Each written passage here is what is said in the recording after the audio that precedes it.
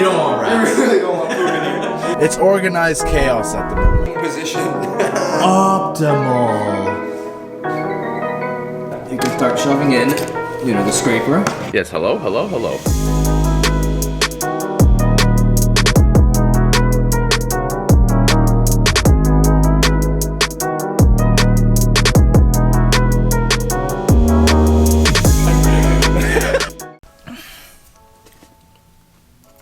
It's recording. It's recording. What's up, guys? We don't even know what to say after that. It's Monday morning and we're gonna start working on some of the framing for the cabinets and closets. The roofer is gonna be coming down tomorrow. He's gonna be bidding the job for this house. Yeah. We'll update you as the day goes on.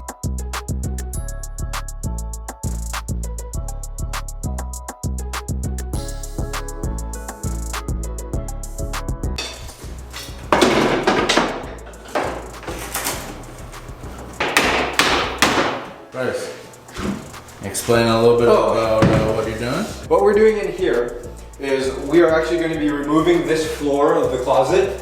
We've noticed in the other room a lot of rats are going in there behind the drawers. You don't want rats. You really don't want poop in here. So we're just going to remove it and kind of turn it into like this, you know, a full-length closet. It's gonna look sweet.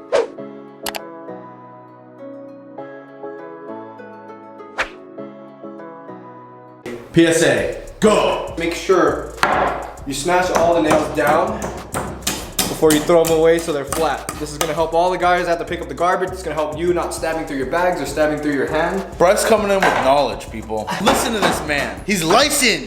We found the location from which the rats are entering. And there is a big hole right there. Yeah, it's not supposed to look like that. God.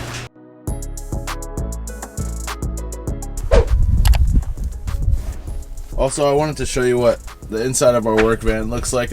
It's organized chaos at the moment. We have a lot of stuff in here that we don't need. Bryce and I know fairly what everything is going on. Bryce's Occidental leather. Ooh, that tool belt is clean. All right, out of the van, I just grabbed fin tool real quick, just to cut some things, shave off some wood. Show you guys a little B-roll.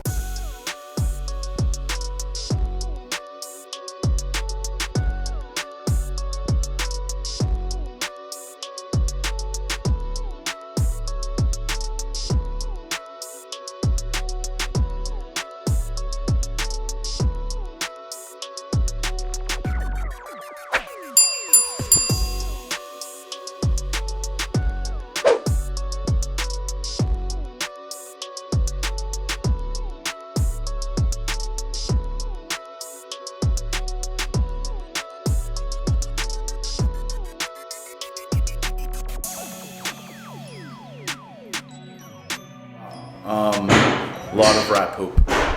Lot of rat poop. I did my thing, like I always do. We're getting to it. This is the nitty gritty.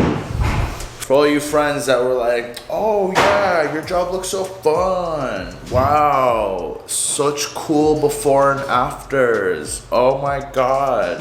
Can I work with you guys? Yeah, come clean up this rat poop.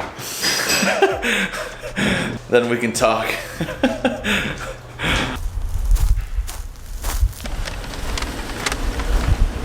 Thank you.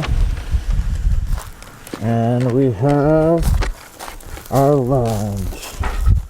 Lunchtime, baby. What's up, guys? Perfect. Perfect. I love it. And today we're washing our figure, right, Bryce? Yep. Getting a little chubby here with this whole COVID-20 thing going on. We've gained way too much weight. We got ourselves some salad. And I think you guys will be excited to know that we have upgraded. Thank you very much. This here is a pristine eating chair. This is better than the floor. Look at Look how he sits. Is he on the floor? Eating position. Optimal. Alright, so we're gonna try some of our dressing here. Bryce, give it a try. You wanna get it all up in your mouth. Cover all 9,000 taste bud. Aerate it. Warm it up. Oh, Sam, try it. Bro, you got me laughing the whole time. I can't even do it. You do. With the tongue. Driving up. Get that top note. That cream. All over those 90,000 taste buds. Hint of bud. Five. Pure vanilla. Twice. Okay. This is so stupid.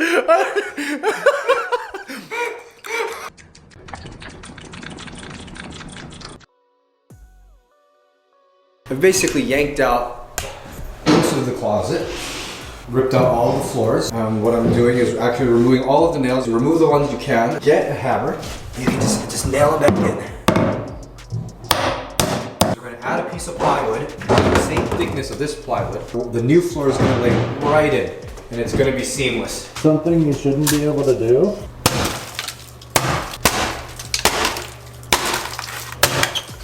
That's it. Oh.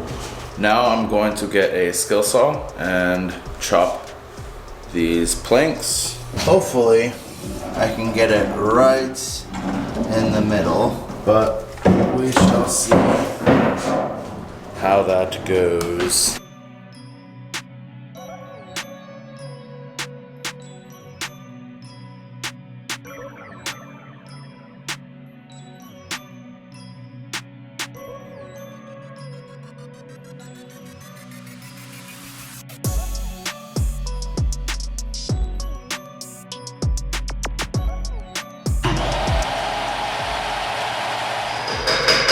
I thought it'd never be over. We persevered. We are no BS Renovations. And we do the work needed to be done to get the job done. Jesus.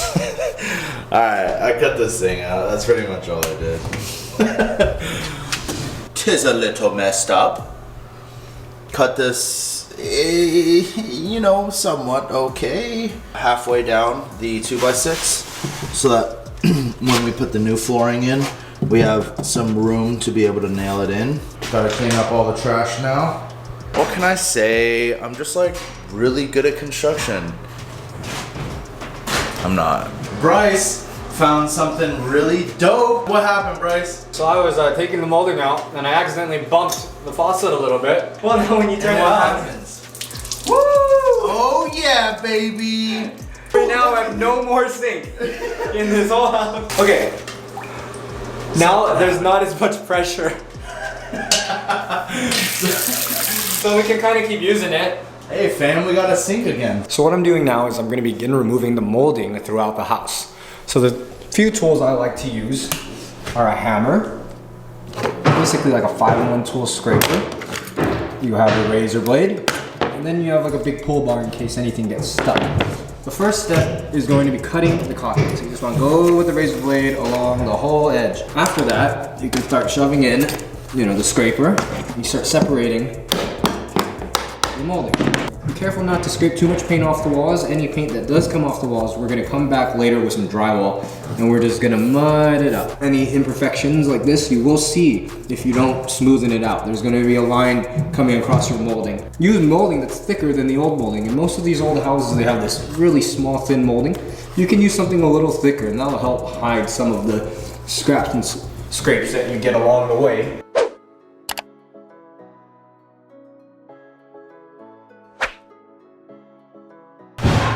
Alright guys, so I just pulled out all the molding. Always keep your workpiece clean. Now before we throw these away, we always check for any nails that are still protruding. If you do see any that aren't protruding, make sure you just use the finger and just push it down. So this is just some boring footage that I have. I'm just gonna do a little voiceover. We ended up taking these kitchen cabinets out. Look how happy I am. Hey. Anyways, yeah, it's us taking out the kitchen cabinets, and I'm explaining how we were going to knock out the whole ceiling because we're going to put a new vent and everything. Ended up not happening. We have an attic, so we just drilled a hole and rerouted it. It was really easy. But if you guys do like the video so far, please hit that like button and also subscribe if you haven't, and hit the bell notification because it helps us. So the video's over, but not over. This last part is purely educational. It's pretty much Bryce just explaining bathtub valves, and I feel like I should have included this just because I did want this channel to be somewhat educational, and I feel like your average everyday homeowner will gain some sort of value from this. So I'm including it. If you guys want to watch it, you're more than welcome to. It's nothing too exciting, but stick around and you might learn a thing or two. Hey, what's up guys? So what I did is I took off all of the handles for the showers. I'm basically checking the, how the valves look behind. This setup is called a 3-stem. So you have your hot, this is the diverter that changes from the tub spout to the shower head, and then this is going to be your cold. Just kidding, this is your cold. One of these is hot, one of these is cold. I forgot which one for a moment. Nice! Wow, it's very nice. Alright. So yeah, I have just verified the left is the hot. You have your tub spout, which is basically a pipe. The spout basically just screws on. You use some Teflon tape. We're gonna get a new one of those, and then you obviously have the shower head, which just simply unscrews. When taking out the stems, you can take out the diverter in this case without turning off the water. Just make sure you don't turn the hot and cold on while you have this out. Usually a lot of times what you want to do is take this out first so you can check what type of diverter it is. Usually it's standard, but there are, different variations of it as well. So usually what we'll do is, take these off, and then we can pop this out, go to Home Depot, buy the new one, and then we shut off the water, take these out, and then replace them all. Wow! Wow! Dropping knowledge! God, he's so good. Look at him. Oh, jeez, the way he works. Oh my god. The way he works. I can't get out of this room. The way he smiles. Get out of here.